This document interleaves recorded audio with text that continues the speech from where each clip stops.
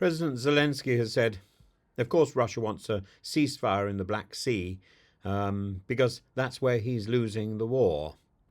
And, it's one front where Ukraine has strategically humiliated Moscow. Russia is aware that it's losing the Black Sea area, this theatre of war, as evidenced by the sinking of the Moskva, the crippling of Crimea's ports, the resumption of grain exports under Ukrainian protection, and under the pretense of diplomacy, Moscow now seeks a truce that will only help to solidify its efforts elsewhere and allow it to negotiate back something it was unable to achieve by force.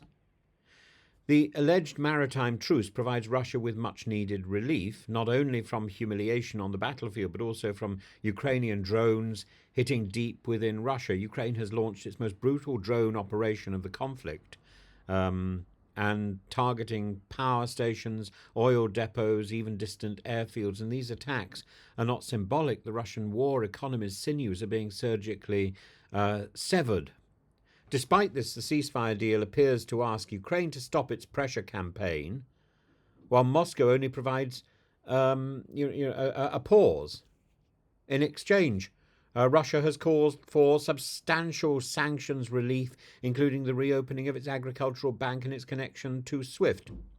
This is hardly a gesture of peace, particularly as last night it attacked Zelensky's hometown with more drones than ever before. It's an exchange, a deal designed to fund Putin's upcoming offensive. And the United States has made an equally clear or unclear offer within this hazy ceasefire, bypassing the initial framework reached in February. Washington has suggested a comprehensive critical minerals agreement with Kyiv.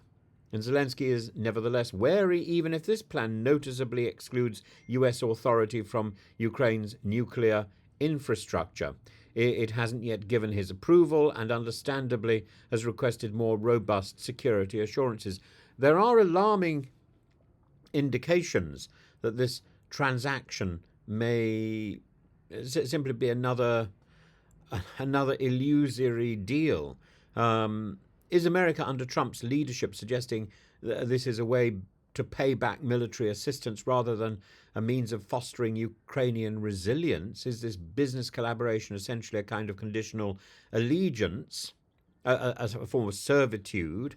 And does he eventually want to grab hold of Ukraine's nuclear power stations? If so, Kyiv's apprehension is understandable. Zelensky has stated unequivocally that Ukraine will not trade its territorial or economic sovereignty for ambiguous assurances. And additionally, he contends that every mining agreement ought to include legally binding security measures. Mohammed bin Salman, the Saudi crown prince and reputedly Donald Trump's favorite foreign leader, convened the most recent round of negotiations in Riyadh, and using its neutrality and oil diplomacy with Russia, Saudi Arabia has adeptly stepped into the position of mediator. Behind the scenes, however, this is just as much stagecraft by Trump as it is true statesmanship. Trump has talked about arms and legs all over the field, ceasefires and ending the war, but his government has little to give beyond vagueness. Even the ceasefire in the Black Sea was not accompanied by any concrete promises from Russia, and the Kremlin reaffirmed its opinion that Zaporizhia is part of Russia in a chilly response to Trump's public remarks about owning or running nuclear power stations in Ukraine. This is a sort of global poker game, not a roadmap for peace, and Ukraine is being asked to fold while still having a good hand. The delusions of this ceasefire, where there's calm at sea and the battlefield rages 2 minutes away, the rhetorics of truce shouldn't entice us.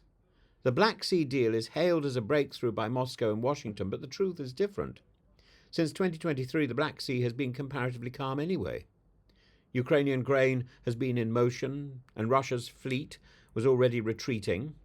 Then who really stands to gain by freezing this front? Not Kyiv, whose naval expertise and drones have opened up this sea. But Moscow needs the room to refuel and regroup. It wants to get its stuff through the Bosphorus Canal, and the energy infrastructure ceasefire is much more dubious.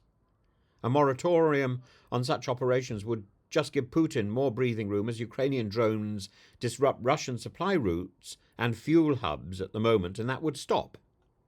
Indeed, Putin restarted Russia's own drone assaults on Ukrainian cities, including Zelensky's birthplace, just days after promising to halt operations. This isn't a man who can really be trusted to keep his word. Peace is not a ceasefire without concessions. No one who can accuse Ukraine of not moving towards a sustainable peace, Zelensky said. No one can accuse Ukraine of not moving towards a sustainable peace. But peace doesn't imply accepting a terrible bargain. It doesn't imply stopping counterattacks to give Russia time to reorganize and then attack more aggressively. It doesn't imply exchanging drones for unproven diplomacy. Ukraine is open to communication, yes indeed, and it should be.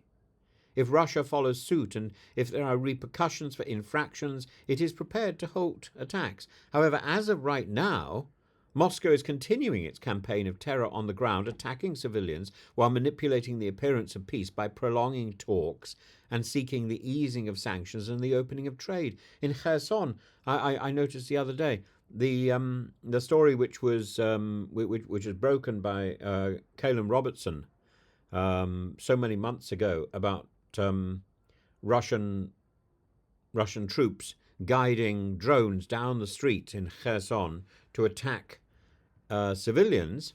This is continuing.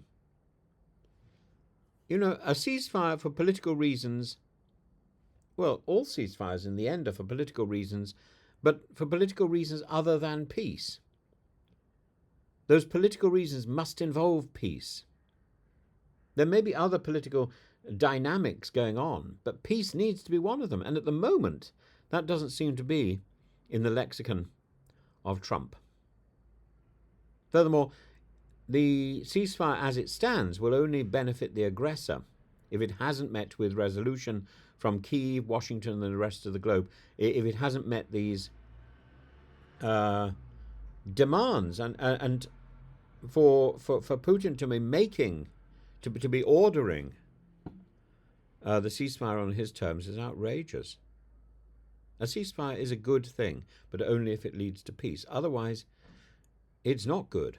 We shouldn't have marches down the street calling for a ceasefire. That is absurd. Marches down the street calling for peace. Fine. A ceasefire is part of the process towards peace. But without peace in view, without a roadmap towards peace, a ceasefire simply benefits the aggressor.